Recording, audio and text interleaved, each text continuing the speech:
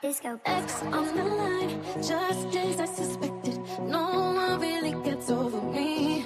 I'm unaffected. Why would you try to ever put me second? You're just another groupie to me. No, I'm out here single, and I need some real. Now I got standards, if I fuck I fail. I'm out here single, tell me what's the deal. Now I got standards, give a fuck I fail.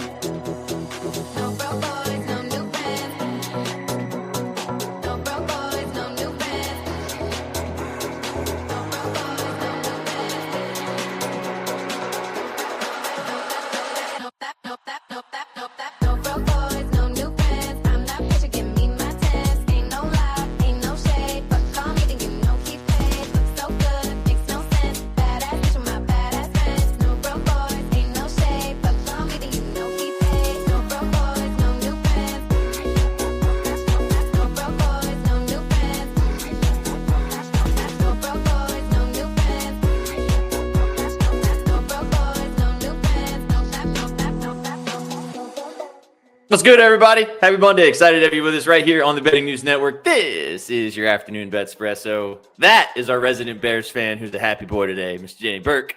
That is our resident Packers fan who's a nervous wreck to get us started. That's Vsauce. My name's Sweatpan Jesus, our resident Titans fan who just had his best week of NFL football so far because the Titans didn't play and we're now the number one overall pick in the draft. So we're all happy campers for various reasons. We hope that you are happy with us kicking it all across all the platforms. Welcome to the show, boys. Happy Monday. How are we living? Living so good, man. Victory Monday, back to back. Danny, how are you feeling? I'm just hoping I get a victory Tuesday. Doing good, fellas. Always love being on the program with you. And yeah, I mean, V, I was at the game yesterday. I don't know if you were there while I was kind of talking about it this morning on Any Given Wager, but only second Bears game I've been to. I'm always a proponent of staying home and watching, but now I'm back in. I'm going back to the games after being there. Invested. Perfect bear weather. Had them for Survivor. Live bet them. SPJ got a little bit of the live action too. Great Sunday all around. Almost too good to where I was saying earlier that that arguably could have been the peak of my year. So I'm a little scared, but we're doing all right. And you know what? Whatever happens tonight, if the Packers lose, obviously selfishly I'll be a little happy. But then if they win, I'm happy for you. So I'm so excited to be able to talk to you about this game because this one is very interesting, and I got some questions for you. So I'm excited to pick your brain. Yeah, it's going to be a good one, man. I know that this one's been circled on both teams' calendars. I don't see the fan bases. This is a big matchup. It's a marquee matchup, and it's why it's on Monday night. So I'm very excited. And if you're not a fan of the Packers, you're not a fan of the Eagles. If you're a fan of football, I think you're going to enjoy tonight's game. Hopefully, it's not like last night's. Yikes. Yeah, I said that earlier. Last night's game was an absolute joke. The Steelers were terrible. We're going to play good, bad, the ugly for NFL Week 10, which we saw yesterday. We're obviously going to talk about Thursday night or Monday Night Football and give you guys the moves out in Lambeau Field later tonight. And we're going to talk some NBA. We've got a big NBA slate tonight. DB's got some plays he wrote about at Betting News. I'm sure V does as well. I've got a few props as well. We've got a little plus 3,000 little lotto sprinkle. If anybody wants to get involved with me, that I'll be dropping on the screen. I dropped a plus 200,000 one, Danny, which obviously did not hit. However, somebody watered it down to like a plus 4,000 and it smacked. So I'm getting more questions for the people's sharing my cake. It's funny that a watered down version was plus 4,000. So shout out to that guy. He's like, what? This is kind of too crazy. This is too crazy. Pop it down. Crazy a little bit, but not too much. And smack. Also, shout out to our friend Church Dev. We have a guy that tunes in, Danny, from Down Under in Australia, and he's hit like $2,000 worth of parlays over the last like 3 or 4 days, purely watching our shows. And he sent me a couple slips and said, appreciate whenever you get down here, I'll buy you some beers. And I was like, might be a few years, big dog, but we appreciate you tuning in from the Down Under. We appreciate wherever you guys are hanging out with us. Hope you guys are having a fantastic into your Monday. It's November the 10th. It's 4:30 Central Time, and it's dark as hell outside, boys. Let the depression set in. We have reached that point. Bing. I just scraped snow off my car today. Unlike you guys, who I'm sure are living in luxury, we got a bunch of snow last night into this morning. Nice. So I didn't tell you this on Any Given Wager earlier. I looked outside and it was flurrying outside my house. Really? So yeah, I had a little, not as much as you. I think you had some inches, but we only had a little dusting. But it was cold as hell here. I know V's in California, so he has. I won't burden you guys with how bad it is out here. Don't worry. Dude, every time I see V's TikToks, I just get triggered from when I used to live by palm trees, and I just see it in the background. I was like, son of a gun. Like, I miss it. Did you used to live in California, Danny? No, in Vegas when I was out there. But I would still right, obviously get like, some damn good weather in the winter, like in December, driving to work with my windows down, while people back home were enduring what I'm enduring right now, which is snow. So definitely miss that weather. Also, it's what's up, Alex? It's Nebraska, and that's Nebraska right there, baby. You know that one for sure from being in Cornhusker land. Yeah, windy as hell in that flat state, that's for sure. Walking to class, you get hit with those wind tunnels going across campus, middle of December, whatever. Oh, that was tough. Yeesh. And we love you, BDA. Big dingling. You say it once in a while. Can't like continuously have conversations where you repeat the name again and again. No, just got to pop it out there once. We appreciate you. Appreciate all you guys for kicking it, watching us on YouTube, on Twitch, or on X, wherever you're consuming us. Thanks for hanging out to finish off your Monday. Got a fun slate in front of us. But before we do that, let's talk some news, boys. We talked about this earlier, Sauce Man, so I'll let you kind of lead us off here. Brian Daboll fired by the Giants today. Came out this morning that he will be no longer the head coach of the Giants after multiple collapses over the last month of the season. Kind of feel bad for him, but I think the time has come at this particular point. Also, maybe the mismanagement of this Jackson Dart situation with dealing with so many concussions, him running the football at a really high clip, even though he's been pretty successful doing it, has led to Daboll being fired. Mike Kafka is going to be taking over as the interim head coach for this team going into the back half of the season. Pretty much a lost season for the Giants, so it's more just about assessing the rest of the talent on this roster, Dart being the top of the list. What do you think about this firing? Do you agree with it? Do you think it was the right move, or are you a little more hesitant? Man, initially, like when I texted you guys, I was excited, just because of how bad the Giants are, how I've seen him mismanage game after game after game.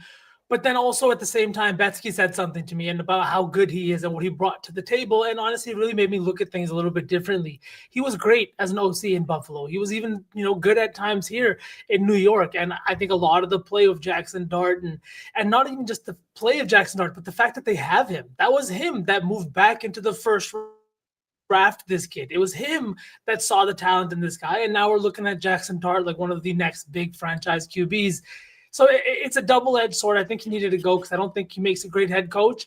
But also at the same time, when you fire a head coach, you can't exactly slide him to offensive coordinator. It doesn't work like that. So it was kind of an all-or-nothing thing. And do it now before Dart goes into his first full year as a starter from start to finish rather than doing it next year, I think. It's weird for me because we talked about kind of this live reacting to it earlier, Danny, but I'm not a big Giants like internal media type of person. I don't follow this team like day for day as much as I do maybe some other teams, but obviously with them being the Giants, they're a bigger market team and you kind of know, but every person that I follow that is a Giants fan, so they follow the day-to-day action, I love this move.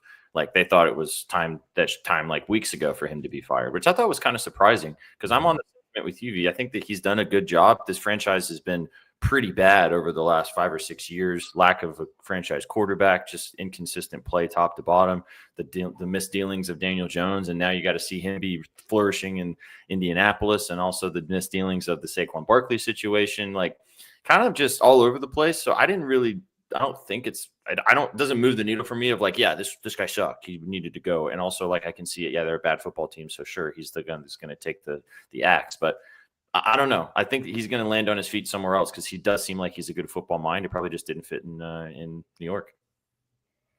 Yeah. Well, so I'm kind of saving my thoughts a little bit here because my good, bad, and ugly revolves around this. So I'll express my sentiment momentarily. Okay, fair enough. You watched it live too, so you got to kind of take all that in person. The other one, which we didn't talk about earlier, so this one just kind of popped up on the timeline in the afternoon, and is kind of some more stuff has come out about it. Burrow might be back, boys. Joe Burrow eyes a Week 13 return at the end of November. Joe Burrow has officially been brought back into practice, opening his 21-day window to be removed from the IR from the Cincinnati Bengals. So that means that they have 21 days to decide if they're going to remove him and allow him to return back this season. He did tell somebody, I think it was Jay Glazer, in an interview as well, that he was eyeing a Thanksgiving return, aka Week 13. So we shall see if that matters for the Bengals. They're 3-6 right now in the division behind the Ravens and the Steelers. As we talked about a little bit, Steelers were awful last night. Ravens looking a little better, back-to-back wins. Maybe the Bengals can make a late season run if Flacco and company. That makes this news makes that your loss against the Bears, Danny, look even worse, in my opinion, because that just totally changes the math. 4-5 versus 3-6 looks so much different comparison right now. But interesting to see. It looks like we're going to have Burrow back in December. Yeah, honestly, we have to remember this was a turf toe injury, right? So it's really much how well he's healing, how his pain is coming along, and things like that. So I could see him back here in week 13, but it really depends on how these next two games go. Then I think that's what really matters. If you guys are going to end up at 3-9, and the Ravens are going to win two more games in the span of the same, like, I just don't see why you come back. I really don't. I don't see a reason for you to play on Thanksgiving, even if the game has a ton of meaning, it being a divisional matchup. But Danny, how do you feel? It is such an interesting position for them, right? Because it's like, do you want to force him back? Is it worth it? It's already an injury prone guy. So if you do it and God forbid something else happens, then it just gets worse and worse. And I know you can't approach things like that, and you still got to go all in if you have the option to or the availability of your star quarterback. And it really just depends what the rest of this division is going to look like as well, right? I mean, the AFC North is such a crapshoot right now that they still may be in contention. But what they have their next game against Pittsburgh, I believe, on the road. Steelers are obviously going to be itching to get back in the W column after an embarrassing loss cross country against the Chargers. Cincinnati's defense, I still think, is just an absolute liability to where I don't care how good your offense is this year. We kind of saw what the potential of what this exact team was last year. And that was a team that, yes, got really hot in the latter half of the season, but you didn't do enough in the beginning stages to get you in the postseason, and you got screwed. So, I mean, there's clearly a cap and a limit with what this team can be given how terrible their defense is. So, I guess from my fantasy football standpoint, cool, bring back Joe Burrow because I drafted him in a couple different leagues, and I think actually, I don't know. I might have dropped it, but nevertheless, that would be the only cool reason to get him back. Really, I don't know if that's actually going to help. Like, let's put it this way. And okay, this may be a crazy statement here. I am not comparing Joe Flacco and Joe Burrow, but what Joe Flacco has done with this offense, how much of a bump is it going to be from Joe Burrow in the sense of, is it worth it to bring Joe Burrow back? Like, Flacco's throwing for 300 plus yards every game damn near, and he's not the reason they're losing. Again, it's just how bad their defense is. I think that's at least an internal discussion that needs to be had. Breaking news, chat. Danny thinks that Joe Flacco is better than Joe Burrow. That's what I just heard. No, I think that you're exactly correct. This defense sucks. I mean, I'm just looking at their schedule right now. Also, looking at the two back-to-back L's they just took against the Jets, 39-38. They lost that game. Again, they allowed 39 points to the Jets. And then they lost to your Bears, 42-47. Back-to-back L's. If you flip both of those to wins, this is a completely different conversation because look at the next four games on these guys' schedules. They got the Steelers in Pittsburgh, like you mentioned, pissed off Steelers team after they got dog walked yesterday. We'll talk about that in a second.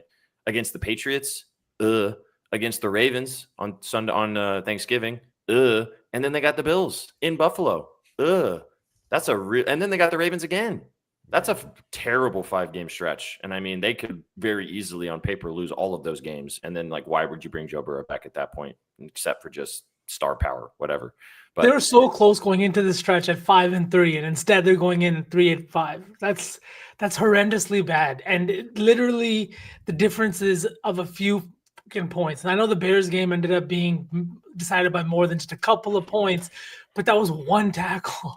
One tackle, and you make them kick the field goal. With the Bengals or with the Jets, the very last second, Mason Taylor, first touchdown of his career. Like the way that it's happening for the Bengals, it feels rough to be a Cincinnati fan right now. I will say one thing is the Jets game they should have won. The Bears game should have never came down to what it did, to be honest. You know what I mean? 100%. Like they were a pick six of a slight tap on Tremaine Edmonds from like being a 3-score lead. And sure, that's an indictment of the Bears being inept still in some categories. But still, I mean, we could play this, and that. Like, yes, the Bears should have won by 3 scores, arguably. Then the Bengals should have won. And then, so yeah, I mean, that one is crazy in itself. But yeah, give them at least one win out of those. Completely different conversation, no doubt. It's so funny when we talk about football, we talk about this team beating that team beating this team, like it matters so much. But then week to week, we see so much variance that it all goes out the window. Like the Packers' 2 losses are the teams with nobody would predict it. The Miami Dolphins just not only beat the Bills, but beat the brakes off of the Buffalo Bills. Like nothing matters in this league, right? Any given Sunday, that's what it's called, baby. Any given Sunday, any given wager, it's how it rock and rolls. Well, on that note, let's just softball to ourselves. Let's do good, bad, and the ugly. I'll let you lead us off, V. Who was your good this week? As you just said, it was a crazy Sunday all across the league. My good was the Indianapolis Colts. I hate to go back to this team. I know I've already talked about them once this year, but after coming off a really ugly loss to the Pittsburgh Steelers, Danny Dimes did not look like he was comfortable in that game. They take a trip out to Europe and play in a very, very close game. And yes, I don't think their defense kind of lived up to how it's been built, especially with Sauce Gardner, but they just made that addition.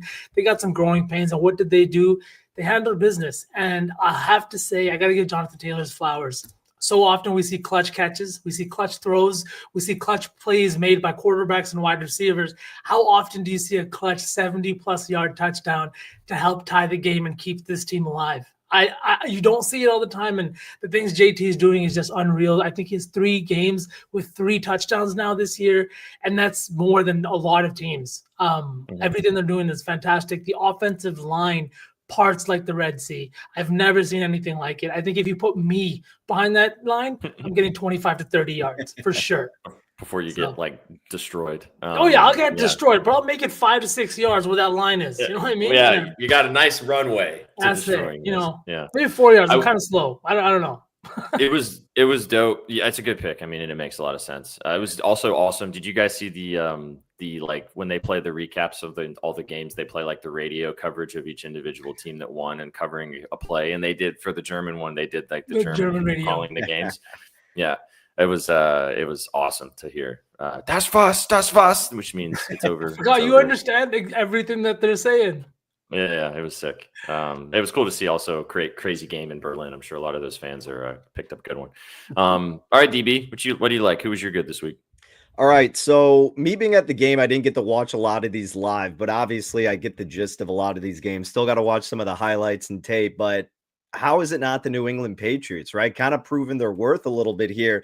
The other side of that coin is that, and I've been saying it all year, and I know you guys have known this from me, and I know Sook's going to hate me for it, but like I think the Bucs are a fraudulent team in their own right. However, this was still a prove it to everybody spot for the New England Patriots, who came in with the league's easiest strength of schedule that was played up to this point. I know Adam, the resident Patriots fan, took them outright. I just teased them up, but still certainly thought that they were the better team in this spot.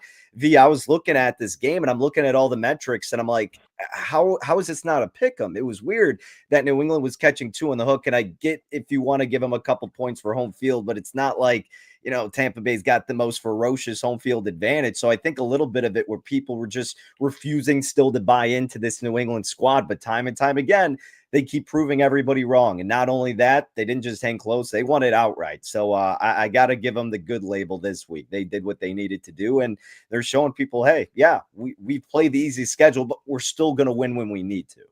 That's the thing. They played the easy schedule. Everybody was giving shit for them. And what did they do? They rattled off another big win. The Bills and the Buccaneers are 2 big names to have on your list of wins at the end of the year.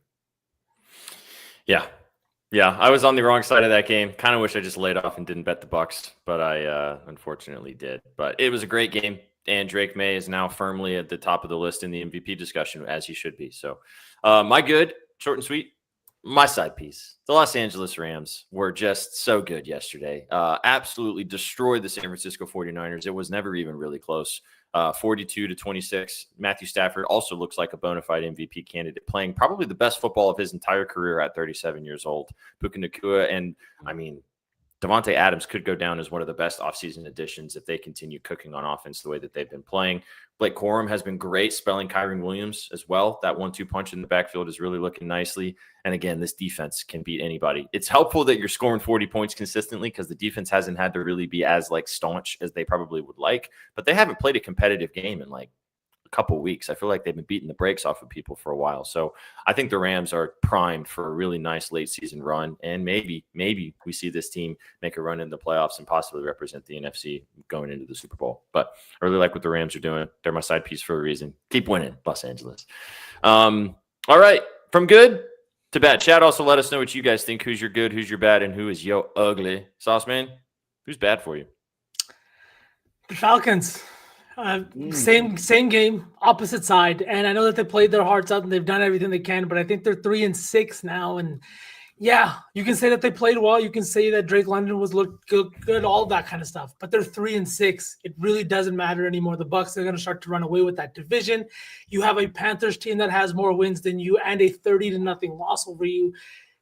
They're not doing it when they need to do it. And I can't keep continuing to talk about how good they look at different times and keep separating that. Like, this Falcons team has that much talent. You have Bijan Robinson, you have Drake London, a guy capable of catching 2 to 3 touchdowns in any given game, and even Michael Penix, who's played fantastic, and a pass rush that has literally gone from bottom 5 in the league to top 5 in the league in the course of 1 year without any crazy major additions outside of the draft. I don't know how they did it, but they did it. And they're still sitting here at 3-6, looking worse than they did last year, even though Michael Penix looks better than their QB situation did last year. They're just bad. I don't know what else to say about it. I'm sorry, Paj. I love you, and I want them to be good. They're not. Man, I kind of do too. I'm the same way, where it's like I'm just sneaky rooting for this Falcons team because they're a fun team to watch, right? They have a lot of skill players who are very fun to root for. And it just seems like they're limited by Michael Penix. And I was a huge Michael Penix fan in college. I remember I wanted him to win Heisman over Jaden Daniels, selfishly, because I had a ticket on him. But the argument was there to be made, no question. Sure. And the transition just hasn't been that. He just makes the quarterback position look way more difficult than it needs to be. And as someone who has grown up without having a quarterback his entire life, I know that feeling all too well. So I could kind of see it there. And it's just like painful to watch him throw it sometimes, man. I mean, what do you guys think? I feel like they're an above average quarterback away from being a team that could win a playoff game. Isn't it weird that, because I love left-handed quarterbacks. I think they're just always awesome to watch. And for some reason, his mechanics he looks so clunky. I don't know what it is about the way he throws the football, but like he seems to make some of the right decisions. And he does make nice plays in particular stretches, but I'm with you, dude. He's not consistent enough. He's still a young player, so maybe they're still trying to kind of develop, but like they made a huge decision by bailing on Kirk Cousins. And I'm not saying Kirk Cousins was playing good enough to for them not to make that decision. But as soon as you make that choice, again, kind of like the Vikings, the whole JJ McCarthy thing, as soon as you make that decision and you go with the younger guy, you got to just kind of live with the consequences. Right. It doesn't matter how good the team is around them. If your quarterback is subpar / bad, you're going to suck. And like, that's just, it doesn't matter how good your defense is. It doesn't matter how good the play calling is. Like, you're not going to be good because at the end of the day, you have to have a quarterback. I mean, go back to the Patriots. I don't think that the Patriots outplayed the Buccaneers specifically. That was a pretty close football game. Drake May just made 2 incredible plays in the right moments, in the right times. He made that 4th down conversion right before the end of halftime to that throw to Diggs for the touchdown, and he made that bomb to Matt Collins with like 4 minutes left in the fourth quarter when they would have, on 3rd and 13, I think they needed a big play. Yeah, and they would have had to punt. They would have been down. I think they were up for 5 or something at that point. They would have that iced the game. Both of those plays are game-winning plays, and that's what quarterbacks that have that it factor do in those moments. And like you're talking about with Penix, I don't know if maybe he does still have that. And I know that Atlanta fans are probably like, he has done that in stretches, but like that changes the math. And I don't know if the math is being changed in Atlanta. Yeah. That's my bad. Sorry, Falcons fans. Are you like honorarily jumping on that bad too, Danny, or did you have a bad as well? No, my bad is going to go to the Jacksonville Jaguars. I'm sure I took one of your guys' uglies, but I have a different ugly. So the bad is going to the Jags. Look, all I got to say is I looked down at my phone and I was looking at the scores while I was at Soldier Field, and I saw the Jacksonville Jaguars are up 29-10 against the Houston Texans. I checked back a couple hours later. Next thing I see, 36-29 Texans won. And the reason I was looking, not only to get the updated scores, but to see if my Davis Mills passing yards prop hit SPJ, because I'm like, oh man, they're getting beat so bad. Davis Mills is probably having a crap game. And then what he threw for like over 300 yards or something like that. And then they end up winning 292 is what he threw for, 27 of 45. I haven't watched all the highlights, but how the hell did this even happen? I saw Liam Cohen just absolutely live it on the sideline, rightfully so. You guys will have to tell me, was this an indictment of like Trevor Lawrence? Was it solely the defense? What the hell happened? You have to tell me, but either way, blowing that is freaking bad against a backup quarterback in a division spot. I watched a good portion because I needed Nico Collins's receiving yards, which he did cash at halftime, so I was good with that. But I watched this collapse happen, and I just think Trevor Lawrence, I just don't think is as elite as people think he is. I just don't think that he has it in him. And I think that this was one of those situations where he just got outplayed down the stretch by Davis Mills. They made all the right plays. They didn't. They gave the ball away, had some bad turnovers, and they just pissed the game away. A bad loss for them too. This was going to be my bad. So you kind of stole mine, so I'll kind of honorarily jump on with you. Yeah, this was poor. It was bad. It was just such a collapse at the end of the fourth quarter, and to lose this football game. And you could tell how disappointed. This is the type of loss that could like send your season in a tailspin. Because I mean, if they would have won this football game, they would have still been able to compete with Indianapolis at the top of the division. The Texans lost C.J. Stroud. I mean, I like Davis Mills. I think he's a good quarterback, but like, this is the type of loss that can really start to make the guys in the locker room question shit too. You know, you lose after you're winning by 2 touchdowns going into the fourth quarter, and then you just fall apart like that. So yeah, the Jags were awful on Sunday. They were good for 2.5 quarters, but the 1.5 quarters that they were awful outweighed it, unfortunately. And this team kind of just sucks, I think. When you can't generate first downs in the fourth quarter, I think that's exactly when you're going to run into a lot of trouble. Like in that first half of that game, you saw them make a lot of big plays. And shout out to you, SPJ, because you mentioned this guy, Parker Washington. He was fantastic in that game. He had 2 touchdowns. And honestly, a lot of the catches he made, I don't know if you saw the catches, SPJ, but they were insane athletic catches, like crazy balls catches that he should not have come down with, in my opinion.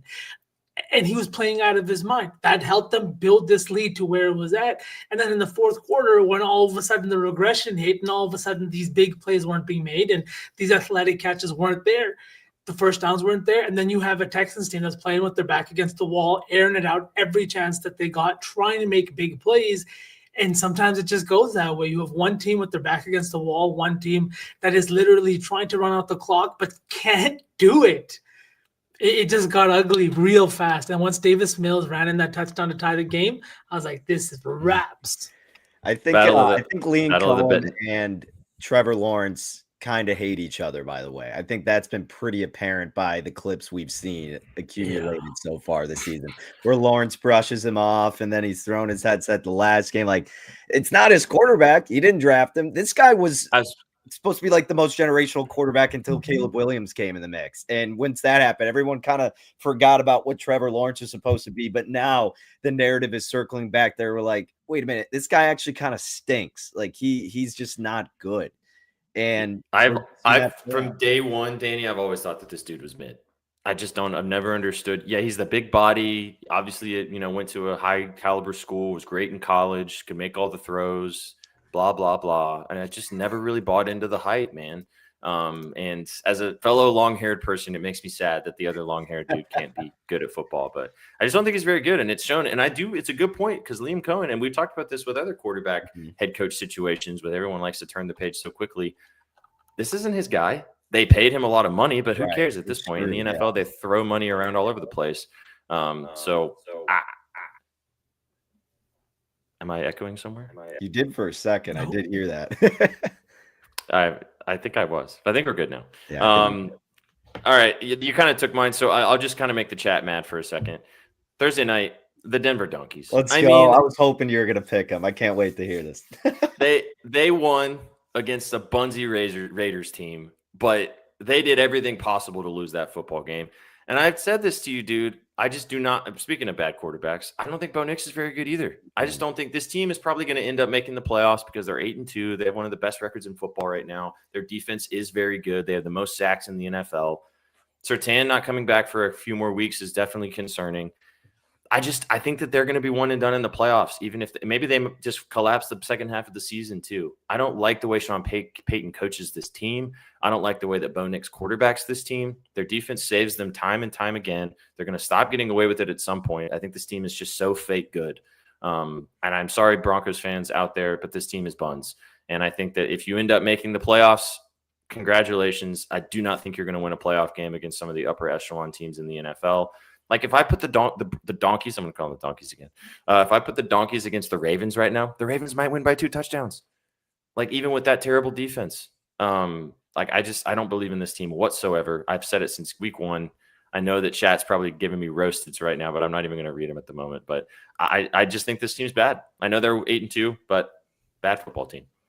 There's a big difference between finding a way to win, Adam, and then or finding a way to win or falling into a win. And last week we saw the Denver Broncos fall into a win. Mm-hmm. These motherfuckers have fallen into so many wins. Well, yeah, I was just going to go through it. I mean, I'll give them this. The Colts game they lost in week 2, that should have been a win because they got the penalty that screwed them. Yeah, outside of that, you shouldn't have beat the Giants. That was just remarkable. You overcome a Texans team barely without CJ Stroud, and then you shouldn't have beat the Raiders last week. We went over all the plays that occurred, but like the Raiders played so unbelievably bad and still should have won. You only got the score, one of the scores, because of a blocked punt, but you had Thornton Jr. miss a play, a wide open catch. He also had a holding call that negated a touchdown, and then him dropping a wide open pass took away a field goal. We could go into it, but this is the right play. Denver could and should not be 10-0. Look, Bisney, look, I don't care what the record is now. Let's be realistic here. In my Bears, they're 6-3, 7-3, whatever. And I know what the realistic expectations are. You can enjoy it, but you also have to set the limits. I mean, this team is not good. Bo Nix is not a top quarterback, not even close. I had to accept when the Titans, like 5 years ago, were the number 1 seed in the AFC. And everybody knew it was, Everybody knew it was fraudulent. And I, even in the middle of my soul, knew it was fraudulent. But it was like, we have so many wins. Like, yeah, we won football games. And yeah, sure. But if you watch ball, this team is not good. They're just if you say, if you can admit it, fair enough. Sure. Have fun. Yeah, they're 8-2. They're one of the best teams statistically in the AFC. You can't knock it. But defense is winning the Super. Their defense is, that Nick Bonino is just playing like on another level right now, man. That guy's so hard to stop. All right, let's make the uglies quick, boys. Let's enjoy the ugly just a little bit. Who was just downright ugly this week for you? I don't think this is very hard to predict. The Browns. The Browns are so insanely ugly. Oh my God, Dylan Gabriel, he looked horrendous in that game, and it was disgusting. You gave the Jets their second win, and Shedeur Sanders isn't even being talked about. Like, we might even get a chance to see this kid. And I don't even care at this point. As a fan of Shedeur, I'm just saying you drafted 2 QBs in this draft. One of them has seen the field. The other guy is not. You traded 1 QB to an interdivisional rival. I don't understand what the hell is going on in Cleveland anymore. Just ugly. Get him the hell out of my face. Get him out of my face. Yeah, one of my favorite bets of the week was Jets plus 2.5, and I damn near used it for Survivor. I used it for our staff picks, and SPJ couldn't believe it. He's like, "You're actually going to take it?" I was like, "I love this play." They're going to rally around their guys getting traded. Dylan Gabriel, metrically speaking, CPOE success rate, EPA. I know you look at it too, like the worst quarterback by far. He is awful. To where you might have to go to Sanders at this point, right? I mean, they might be trying to tank their season. Yeah, it's disgusting. It's really disgusting. It feels like even his completions are accidents. All right, DB, who's your ugly? If you don't say the one that should be, I'm going to say it. Yeah, so I was saving it. So the Giants / firing Brian Daboll is my ugly. Now, the Giants are ugly in their own right. We all understand why. And that loss alone gives them an ugly while I'm celebrating it. I mean, you can't lose that game. The fact that the Bears were able to win it is just so dumb. I mean, when they got too many men on the field and you still kicked the field goal, I was shocked. Once that penalty flag was thrown, I'm like, we're screwed. They're getting a touchdown here. It's Brian Daboll, offensive guy. You're going to kick the field goal. I'm like, okay, thanks. Like, what the hell are you doing, man? And then you fire the guy, and I get it. They've lost a lot of close games. He's been in some dumb situations, and that was a terrible decision. I understand. But Brian Daboll's also dealt such a crap hand being in the Giants organization at some of the worst times you could go. But look at Daniel Jones now. Again, that's a better run organization with better pieces that were able to make it work. Yes, you can still have some concerns, but you let Brian Daboll draft Jackson Dart and Scatterbo, but mainly Jackson Dart. And now the offense is seemingly improving, and you have some optimism for next year. You knew what the expectations were this season. I took their win total under. They were a 5-win team at best, and they're looking better. Sure, they can't close out games, but this is this guy's quarterback. The offense is gelling together, and then you can him. I mean, this is stupid. This is why teams fail in the NFL, and a lot of times I am a proponent, especially when the Bears have done it, but this is a bad time to do that. Daboll will get a job. He's still an offensive guru. He's like Mike McDaniel, except he can actually be a little bit better leader of men than Mike McDaniel, it appears. And let's be honest, if Jackson Dart doesn't get injured, the Giants may win that game on Sunday too. So it's not all on Dable. Ugly all around for the G-men. No shocker. I don't disagree with you whatsoever. I just think that this has also got to hurt Jackson Darts. Like, he seemed like he got along with Dayball pretty well too. Like, the coach finding coaching quarterbacks that seamlessly. I mean, look what Justin Herbert did last night and you can tell like how much Jim Harbaugh has like instilled confidence in him now and how much his career has started to look more. Well, Madison Beer helps too, but you know what I'm saying? Like, you get some backing and you feel a little more ready to roll. And like, that's hard to come by. That doesn't just grow on trees. And the Giants are just a terrible organization. So I don't disagree with you.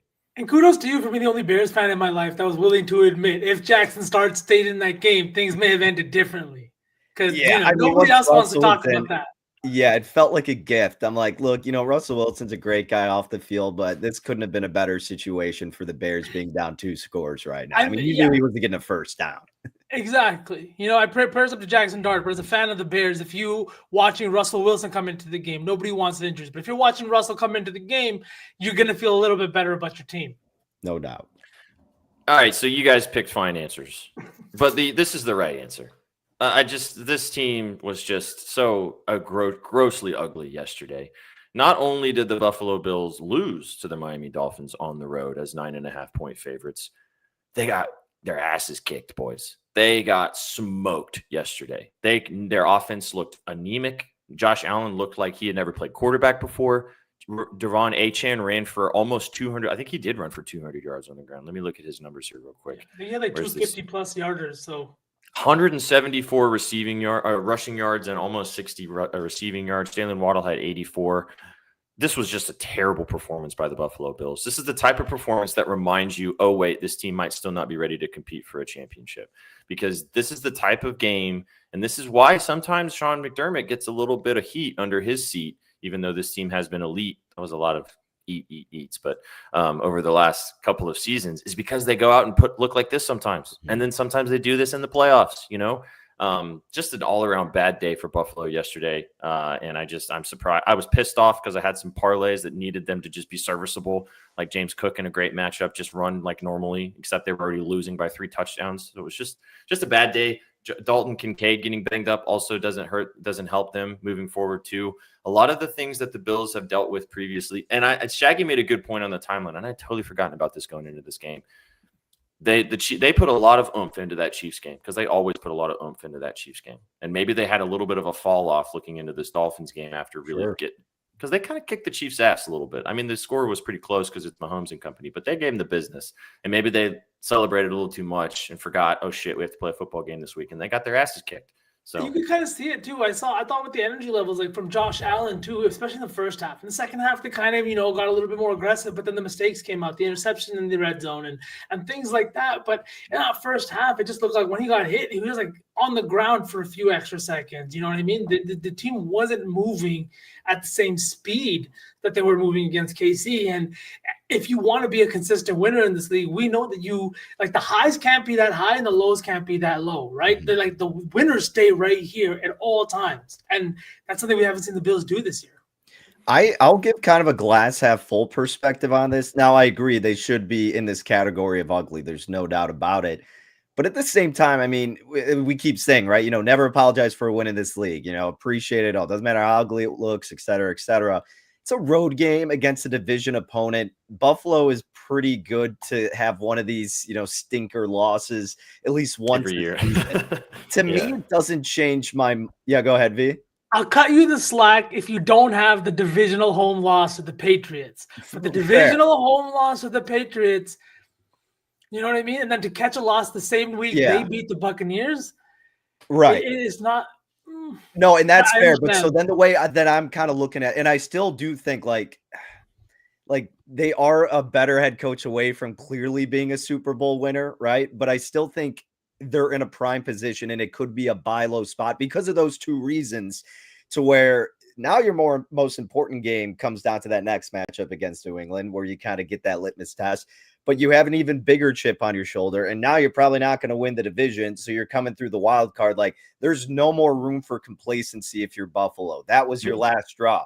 So let's see what kind of gear they kick it up into. And from a betting perspective, again, could be a buy low spot. But you make a good point. Like, you can have your lows be that low. I do concur with that.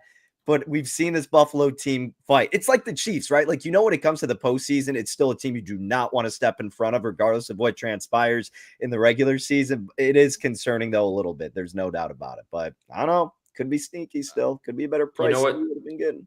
You know what the crazy thing is that they were stinky. They were bad. They lost. They got dog walked by almost a double-digit favorite to a divisional opponent on the road. They're playing the Bucs next week in Buffalo. Off the top of the dome. Don't look. Do you guys know what the spread is in that game? Any guesses? Guess 5, 4.5, 5. I was going to guess 3.5. And if it is 3.5, I'll probably be betting Buffalo. Buffalo is a 5.5-point favorite right now. That makes sense. That adds up. The Buffalo Bills might railroad the Bucs next week. Yeah. What's the total in that game? Like 51.5? 49.5 right now. That, honestly, I wouldn't hate that under. I know it's really early in the week, but it's getting late this time of a year in Buffalo. It's getting cold. Yeah, that's true. And the Buccaneers team plays half the games in sunny Tampa Bay. Yeah, I mean, the safer play's just got to be to go with Buffalo overall, though, right? But I get what you're saying for sure. You see what I mean, though? Like, that line to me says the Bills bounce back and just take out some anger and aggression on the beat-up Bucs team. But, you can't cut out Baker Mayfield. And I know that you love fading the Bucs anyway, Danny, so we don't have to go into that any further. But 5.5. That's whack, right? Yeah. I remember looking at that last night, and it hasn't changed. All right, chat. Talking football is awesome. Drop who your good, bad, and uglies are. We've got a great football game in front of us tonight as well. Let's jump into it. Let's talk all about Monday Night Football. The Eagles taking on the Packers. This line has danced all over the place all day, so the graphic is probably incorrect as we sit at right now. -1.5 are the Green Bay Packers, depending on where you're shopping. +1.5. Pretty much pick them on either side on the money line. Over/under has dropped to 44.5, up to from that point at 45.5, which it was earlier today. We talked about this some earlier today. Sauceman, you wrote about it at bettingnews.com. I'll let you kind of lead us off. It is your team, so chat, prepare yourselves for a tiny bit of homerisms baked into this response. Do you think your boys get the job done tonight? Man, I'm talking probably yes. I can't take my homerisms out of it, but I really think we do. I think this Packers team has played up to their opponents this year, but they've also very much played down to their opponents this year. And it's been a tale of two different teams. The team that played the Cardinals, the Panthers, and the Browns was a completely different team than the team that played the Lions, the Commanders, or is coming into this Philly game. I think this is it, or even Dallas, right? This is a team that passes more. 3 primetime games this year. Jordan Love is averaging 260 passing yards per game. He's throwing the ball 37 times per game, 8 touchdown passes, 0 interceptions. This guy has been elite on primetime, going back over his last 10 games, boys. 21 touchdowns, 3 interceptions, 6-3-1 record.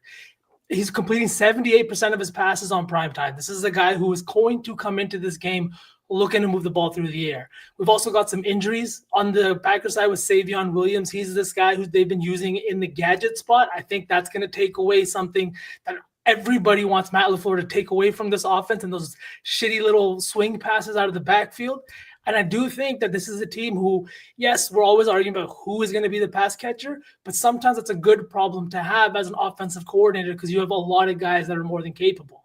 On the flip side, you have a Philly team that is winning games and doing whatever they have to do that. But they haven't been top 10 really in anything except their red zone efficiency. They're number 1 in red zone efficiency. And once they get down there, they're almost most certainly putting it in the end zone. The thing is they're bottom 10 in pass yards per game, bottom 10 in rush yards per game. And Saquon Barkley is finally coming off his one big game this year, 150 plus yards and the touchdown. But I just don't know if that's going to hold. He's been struggling this year. The offensive line doesn't look the same. And Cam Jurgens, their starting center, is out of the lineup today. So how are you guys looking at this game? Because obviously you know who I have to win. V, if I'm not mistaken, you were saying a little bit of BTA. I am. I got the belt out for this one, Chad. Oh, I've got a homie, and I've been terrorizing him all week because I've just been texting him belt on Monday. And I really do think that like maybe not the belt, but I think that this Philly team is going to struggle tonight. I think they're going to struggle moving the ball. I think this defense is good. This is also a team that is running zone at a very high rate. That's something we have seen Hurts struggle against this year. Just a couple of numbers this year. His QBR versus man, 129. His QBR versus zone, 97. His deep throw rate, 23% against man, 12.5% for zone. everything gets cut in half, and it's the reason that guys like AJ Brown have been, I think, a little bit frustrated. They're not throwing the ball at a high rate. He's not doing he's averaging less than 210 yards per game. He's got 15 touchdown passes, but a majority of them been to Dallas Goedert. 7 of them have been to Dallas Goedert, and I just don't see that being sustainable for an entire year. I think this is going to be a true test, and I think the Packers are ready, boys. I really, really fucking do. I have no desire to take a side in this game. We talked about it earlier. I think I could very easily see a path where either one of these teams could win this game tonight in Green Bay. I will go ahead and lead us off with a touchdown score because I want to get V's thoughts on this because he's kind of talked about it some, and I know you like it, Danny, from us talking about it earlier. Jalen Hurts to score a touchdown, plus 115 is the odds I got on this. 2 touchdowns is plus 650, and then the first touchdown is plus 650 as well. I sprinkled both of those. 2 hasn't scored a touchdown in 2 straight weeks. I've seen a lot of chatter about this prop today because it is plus money, and people are like, why is it plus money for Jalen Hurts to score a touchdown? You know, tush push, blah, blah, blah. Also, Danny made the good point. The Packers were kind of the ones that wanted the tush push banned. You'd think that Sirianni and company want to kind of get him out there and get him pushing into the end zone. But this is also about how Jalen Hurts plays on Monday Night Football. Jalen Hurts has scored a touchdown on 7 consecutive Monday Night Football performances. He also has 2+ touchdowns in 3 of those 7 performances too. So Jalen Hurts, a big Monday Night Football touchdown scorer.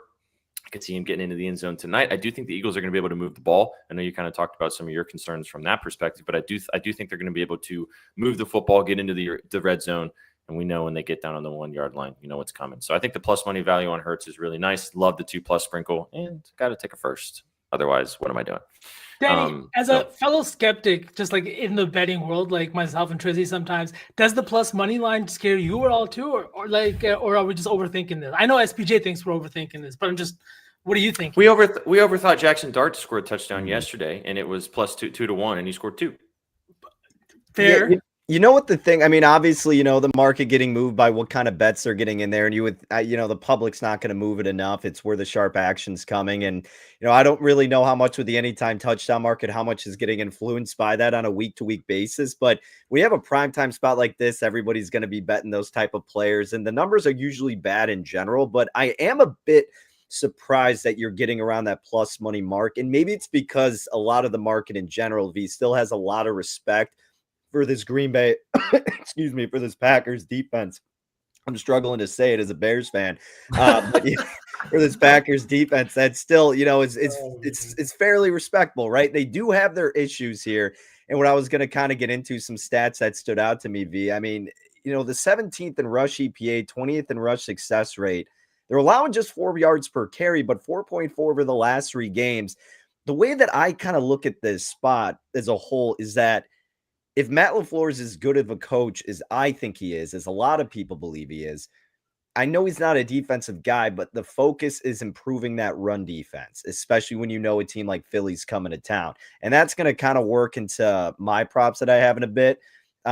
In general, though, I think it's just like the name brand recognition of like Saquon always getting love and people knowing that the run defense has been bad. Rico Dowdle went off, so obviously Saquon has to. So I think maybe that's more instinctual with the odds in that aspect, perhaps, as opposed to Hurts. But I definitely think the value is there with Hurts overall for the touchdown. So I like that and the narrative with the tush push a lot. But then really quick to go into the full game kind of outlook at things. And what I was going to ask you too is what game plan we expect out of Matt LaFleur? Because if I were in your shoes I guess if I wanted to bet this game, if I knew that LaFleur was going to call the game that you believe he should call for the Packers, I actually think the Packers are the right side. What's kind of crazy here is that the line has moved from 3 now to a pick 'em. And it's like, what am I missing? Because more often than not, I want to bet the Eagles. I am a big proponent of this team. I said this earlier, SPJ, like I was last year. They were my Super Bowl pick before the year started last year. They're one of mine still coming into this year, even though it's hard to replicate back to back. But then it's like the Packers, like this is a great spot for Green Bay to bounce back, right? I mean, you just got embarrassed at Lambeau. And then in primetime the next week, if you falter again, I don't know if you get the respect label because it's the reigning Super Bowl champions. Like you got to have this spot if you're Green Bay to get back into a rhythm. And I think if they can get that run defense to look somewhat competent, that's their path to winning. And yeah, for whatever reason, Jordan Love does do better on primetime. And I know I hate those kind of numbers, SPJ. I've said it, but like, it does seem like every time It we turn matters. it on, like Jordan Love makes us see crow when it comes to primetime, because that's when the media just drools all over him all of a sudden, is because they get a lot of that airtime. But when it happens against the Panthers, you don't hear anything really. So when that's squeezed into the noon slot, but I don't know. It seems like everybody's jumping on Philly.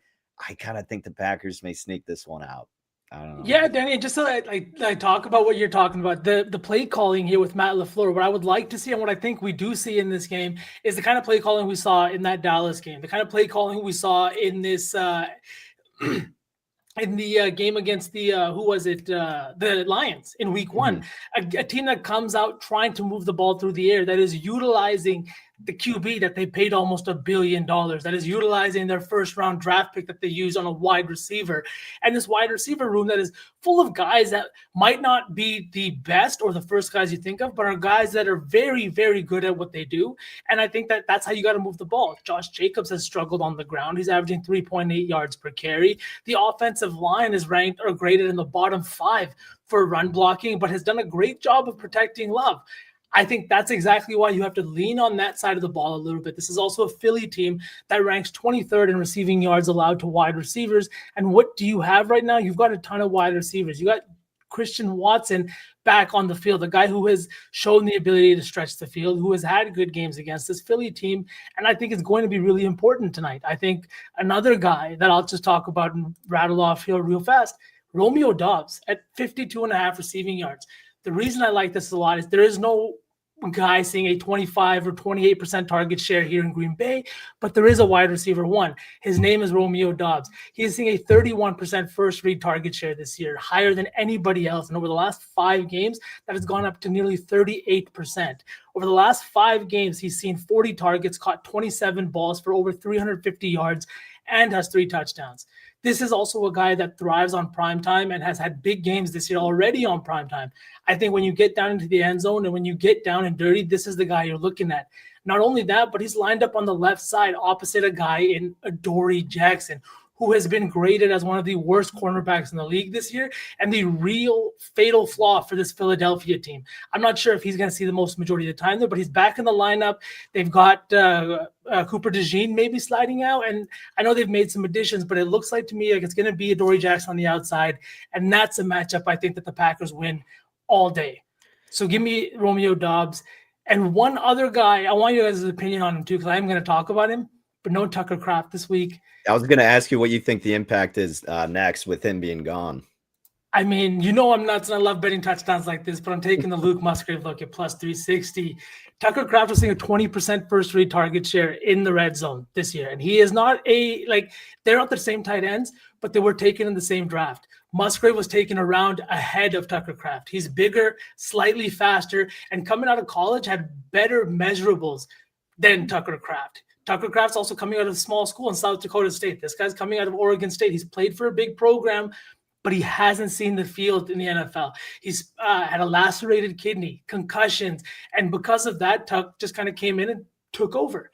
He is not a yards after catch guy. He is a stretch the field guy, a run up the seam kind of guy, but he is good at catching the ball. He is good at getting up and bringing it down. And I think today in the spot against this very tough Philadelphia team that doesn't give up a ton, right? I think Luke Musgrave is going to have a big role just because of how much this offense uses 12 personnel, how much they use the tight end position, and how Jordan Love really does rely on his big guys. Mm-hmm. Yeah, it makes sense that would be a seamless transition. Before I get to my, as a fan. Yeah, before I get to my props too, I was just going to say, because Crazy Pell just brought it up, the under 45. I saw 45.5 earlier, but I haven't looked lately. I kind of lean toward this being an under type of spot as well. Curious your guys' thoughts there, because I would think based on both defenses, again, the big question is what the hell is LaFleur going to call, right? If he's still kind of doing the Josh Jacobs idea, then running the ball certainly leads to a lower scoring game. You know, the Eagles are at least going to attempt that at first against a weaker aspect of the Green Bay defense right now. But if Green Bay's defense improves, then maybe you get Hurts throwing it. Because we don't know what the game style is going to be pre-game, I kind of like this under, but curious your guys' thoughts with the total. I like it. I said to you earlier, I kind of feel like this could be an under situation. Don't want to bet it straight, but I think it would make sense in a parlay or two. Just also juice the odds if you kind of like some props, which I do think there are some good props in this game. We've talked about a bunch of them, but I'm with you. I like the 45. I'm seeing 44.5 now. Just to touch on the weather, because it is in Lambeau, it's cold. It's very cold. It's 33 degrees right now. It's going to get below freezing by kickoff. That doesn't normally really move the needle for me. Obviously, wind and snow can definitely make a big difference in comparison, but this is going to be a factor for kickers, especially. So maybe those extra points, maybe some kicks, they go a little funky, a little further. McManus has also been kind of subpar for the Packers this season too, so he could maybe struggle in this spot as well. So yeah, I like the under. Didn't bet it, but I think that if I had to choose, I would take the under. I kind of agree too. I think this is going to be one of those games, and exactly what Chris just said in chat. I think the Packers want to build a lead early and then try to get Jalen Hurts dropping back and put some pressure on him. I think that's the way to do it, and that's the way to give them some long fields. It's also how you get an under, right? Some 3rd and 13, some like 2nd and 15s. That's exactly what you kind of want here. You have a offensive line that's missing their starting center. That's also going to be without Landon Dickerson. Like, they're missing people all over the field. And then just because you talked about the weather, SPJ, just a few stats. Jalen Hurts 0-2 in, I don't know what the temperature is here, but in cold games, 0-2, 56% completion rate, 59 QBR. Love, on the other hand, 5-0 in those, 3 starts, 5 touchdowns, 0 interceptions, 70% completion rate, and an 84 QBR. These things don't usually matter, and it's a very small sample size for both QBs, but it could get ugly, and that could mean just a lower scoring game. Yeah. Like I said, it's cold, so that definitely will play into it. Do you want to talk about your props, Danny? For sure. Yeah. Speaking of tight ends, I took this prop on Friday. Dallas Goedert over 29.5 receiving yards. I know it's gone up to about 33, 34. I think he gets 40 plus in this game. Green Bay is a bit vulnerable against the tight end position group, allowing over 51 receiving yards, 2 tight ends per contest, and about 7 receptions to them per game as well. Goddard's getting over 4 catches per game, over 41 receiving yards. Again, I just think this is going to be a focal area for Jalen Hurts. Goddard's kind of an enigma almost. Like last year was non-existent, but when he comes alive, he does come alive. And if the Packers secondary, which they're allowing the fewest yards per completion, so if they can kind of wrap up Devontae Smith and A.J. Brown, certainly the next best option is Dallas Goedert, who he has shown some admiration for this season. And I just thought that line was way too low. So I think we get a big game out of Dallas Goedert. And then the other one I did, Jalen Hurts over 26.5 pass attempts. Now, again, I do think at first, certainly it's always been this way. Like the Eagles are going to try to get the running game established, but I think it's a huge pride spot for this Packers run defense on primetime after what happened last week. I mean, that was just an utter embarrassment. And the run defense has been, again, kind of like against the tight ends, but even worse, susceptible, vulnerable, whatever the hell you want to call it. That's been the case. And I lean toward the Packers winning this game, so I do believe Jalen Hurts will have to throw. I see him at about 28 to 29 pass attempts, so 26.5 is very appealing. Green Bay still getting thrown on 37 times per game, 27th most. Every opposing quarterback has thrown for more than this, which isn't shocking. It's, he's an outlier here with how little he throws, but every quarterback's cleared this and then some. They've at least thrown 36 or more attempts outside of Bryce Young last week, who went 11 of 20.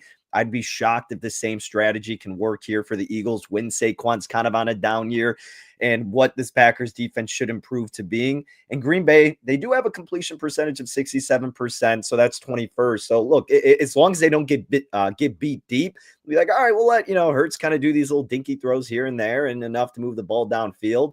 Can they execute in the red zone? That's going to be the big question. But I do think we're going to see Hurts throw a little bit more than usual tonight.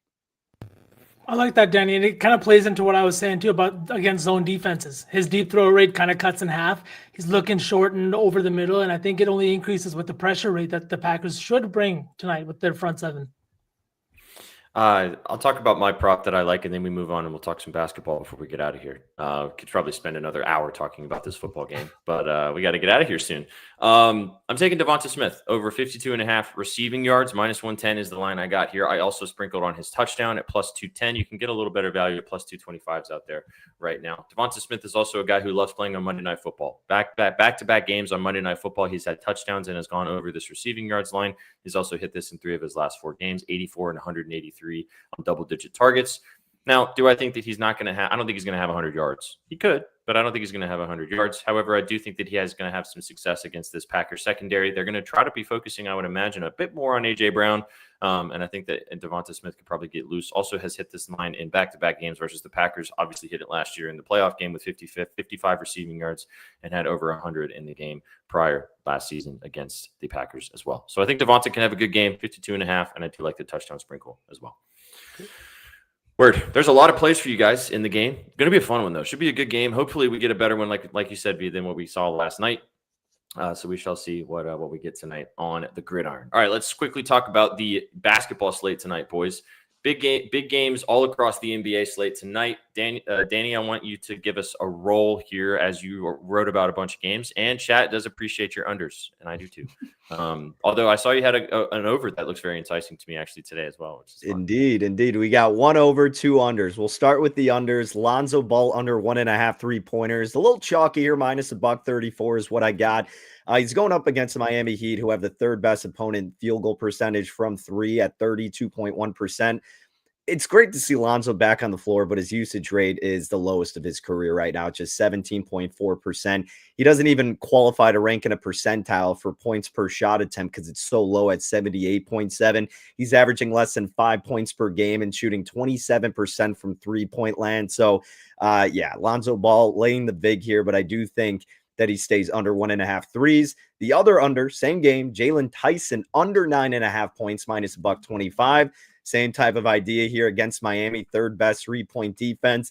Low usage rate, 14%, which puts him in the 22nd percentile for his respective position group. 57% of his shot attempts come from beyond the arc, but his effective field goal percentage, not the best. He's averaging 11 points per game. It's a little bit higher than what he really should come back down to earth around.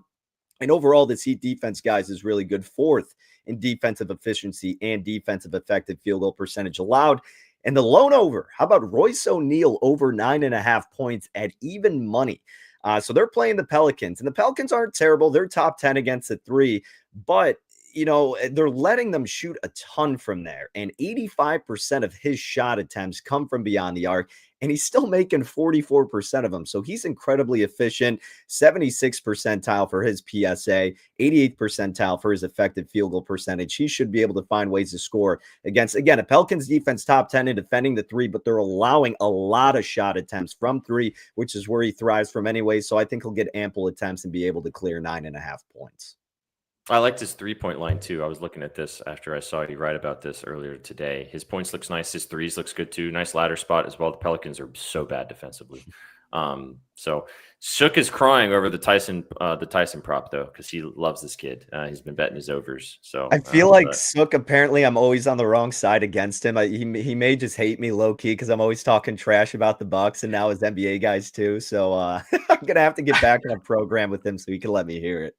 Yeah, he can give you the business. All right, Sauce Man, I see you got a prop. I've got a few I'll rattle off pretty quickly, and then we'll cook a parlay and we'll get out of here. What do you like? One of the players that Danny just talked about, but a different kind of angle here. Somebody I love to bet on, Lonzo Ball, over 3.5 assists, minus 130. Everything Danny said about the Miami team and their defense has been good. They're top 5 in field goal percentage allowed, effective field goal percentage allowed, and all that stuff. But the things that they haven't done well are giving up a ton of fast break points and giving up a shit ton of second chance points. They're bottom 10 in both categories and top 3 in pace. I'll continue to talk about it until this team slows down. But as long as Miami is playing at this pace, I'm looking for rebounds and assist props for their opponents. Lonzo's the look today, over 3.5 assists. I think there's plenty of opportunities here in transition, especially with a lot of the guys that the Cavaliers have now on this team. So give me the over 3.5 assists. He only played 22 minutes in the last game. He's been floating around there, so we really want him to get out and get those assists early. But I think this is a good look here against Miami. But that's it for the NBA. It's a light NBA card from you. Yeah, I'll stick in this game. The total in this game is absurd. 247.5 was the total. I looked at this game earlier when I was labbing this up as well. So that means, because of what V was saying, there should be a lot of points in this game because the Miami Heat have the fastest pace offense in the NBA and the Cavaliers are third. They both like to run, and score a lot of points. Give me Jaime Jaquez over 25.5 points, rebounds, and assists. I did sprinkle on the triple-double. He's been flirting with him over the last 3 games. I think that he has an opportunity to get one in this really fast-paced environment. I think that he's one of the people I like to bet on consistently over the last couple of seasons, and he's finally getting an opportunity to play, and he's looking like he's thriving in this new kind of fast-paced offense that the Heat are playing. So I think Jaime's going to have a good game tonight in South Florida. Next, De'Aaron Fox is back for the Spurs, and he had a great opening game. This 19.5 points line is a joke, boys, against the Chicago Bulls. This is an absolute steal. They're not going to leave this line at 19.5. He just had 24 points in his return, first game back from injury.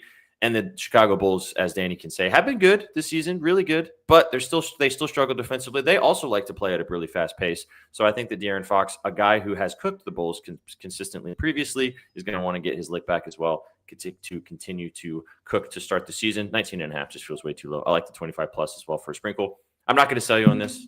I'm going to keep taking Denny Advia's PRA until they move it to like 40 plus. They keep creeping it up higher and higher, but I do think that this is a good opportunity for Denny once again to have another big night. I'm going to keep chasing that triple-double too. He's going to get one eventually. He's had back-to-back games where he was 2 assists short. He's just doing everything for this team.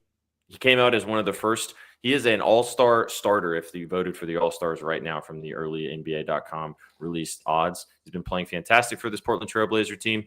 I think we see another masterclass from Denny tonight over 35.5 PRA. Feels comfortable. And then we're going to Utah, boys. Utah Jazz taking on the Minnesota Timberwolves. You know how it was Nico Collins Day yesterday? It was a holiday. Well, Monday is Anthony Edwards versus the Jazz Day. Over 27.5 points. You got that belt next to you, Danny?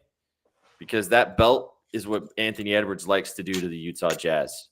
BT. 30-plus points in 5 straight games versus the Utah Jazz. He just had 38 against them in their last game. I see another great performance from Ant-Man again tonight against the team that he just loves to dog walk.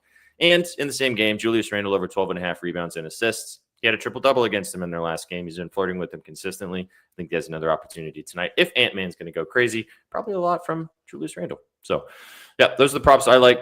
Danny talked about quite a few is there. Go check out Danny's article as well. Go get involved with all the scribbles we have at bettingnews.com, as always, across all the different leagues. It's going to be a fun night tonight of sports, boys. We got a great football game, fun basketball, all across all the sports. We didn't talk any hockey. There's some hockey tonight as well. Go check out NZ scribbles for a couple of the games over at bettingnews.com there on the frozen pond.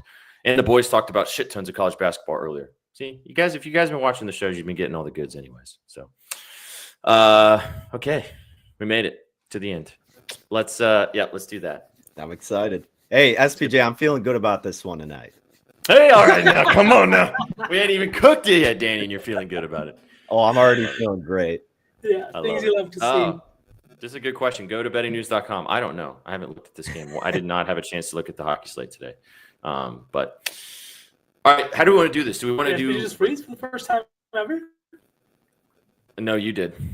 Oh. I'm fine. Yeah, I think Sauceman's. Oh, and we lost him. We made it almost the whole show, dude. You with me, Danny? Yeah, I'm with you. You're with me, right? I'm laughing because he was on the screen like, what the hell happened? I thought, I think he's okay. I think you're back now. Can you move your phone away from your mic, though? Because we keep hearing that. There we go. That's better. Okay, let's cook. I think we do 2 NBA plays and 2 football plays. How you guys feel about that? That sounds good to me. Okay. Let's leave Denny out of this one because it starts in 20 minutes. I was gonna say I want to play him, but he starts. Who? Denny. Oh, Denny. Yeah, I like no, him we a don't lot, have though. against the Magic. God, the Magic have been so bad to start the season. I also wanted to take the Blazers in that game, plus 1.5 in Orlando. Damn, I was leaning toward the Magic actually. That really, game, but I didn't take it. But the line doesn't make any sense. The Blazers are a better. The Blazers are just still so banged up. I feel like so Magic, if they kind of get back into a rhythm, I don't know. The total makes me with no Suggs. The total makes me feel like there should be a fuck ton of points in that game. But anyway, yeah, we can lay off of that one because that starts here soon. Okay, I really like your voice. You want to go Ant-Man? You down for Ant-Man too, Danny? Oh, I love Ant-Man. I'm down for it. I like the Royce O'Neal play a lot too. I'm down to take Royce points. I am. Are you down for that? Mm-hmm. I'm actually surprised that you didn't want to do 3 football plays because I would. Outside of basketball, really quick, I would say I love your Hurts play. I like V's Dobbs play a lot, and then if we threw in the Goddard one too, I mean that feels nice. And then just Anthony Edwards at the end of the night, and to take us home and tuck us in. Yeah, with the belt in the hand. Danny said he felt good. Then he cooked the parlay. I feel good about this. I feel like Danny just did the cooking, so we don't even need to. You want to do Hurts the touchdown? I think it sets up nicely. I mean, come on, let's do it. All right now. Okay. Well, there you go. Let me. That's -105. You could, and I would almost say, depending on how much it knocks it down, like Goddard 30+, and we pay a little vig on that. Mm-hmm. Yeah, I don't mind that at all. 20. Oh no, that's gross. They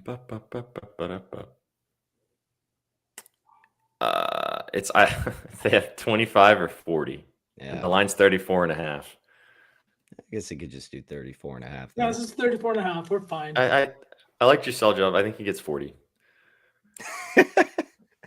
Plus at least 40, up to 50. Plus 1,000. Jalen Hurts for a touchdown. Romeo Doubs for 50 yards. Dallas Goedert for 35 yards. And then Anthony Edwards for 28 points to take us home and tuck us in, plus 1,000. It does the job. We hit our first lay since the season of giving started yesterday, so $30 in the pot for the Feeding America. So let's add some more tonight, and with this beautiful lay we've got in front of us here. Good stuff, dude. Great show. Absolutely. I wish I know you've kind of done it or talked about doing it. I wish tonight was a night where we got like a live stream of V, but we could just go on his Twitter feed and it's essentially the same thing, I feel like. So I might have to turn his notifications on tonight. That's going to be a fun time for you, my man. Yeah, maybe don't do that. There are certain days, actually, you know what? I never mute Vsauce. I always keep his noties on, but there was one day, I think 3 or 4 days ago, where he went through an extra day of really wanting to get a lot off his chest, and he finished off the night going, all right, that's enough bitching. I need to cleanse the timeline tomorrow.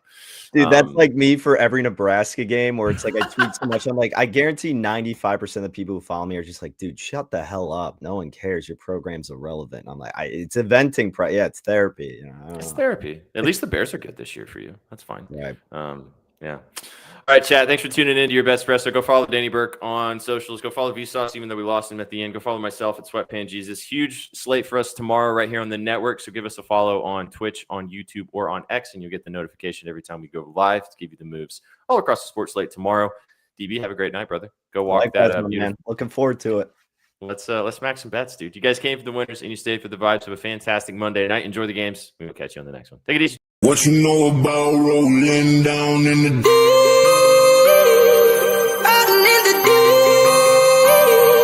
down in the now I know we all be loving this shit right here. Rolling. What you gonna do?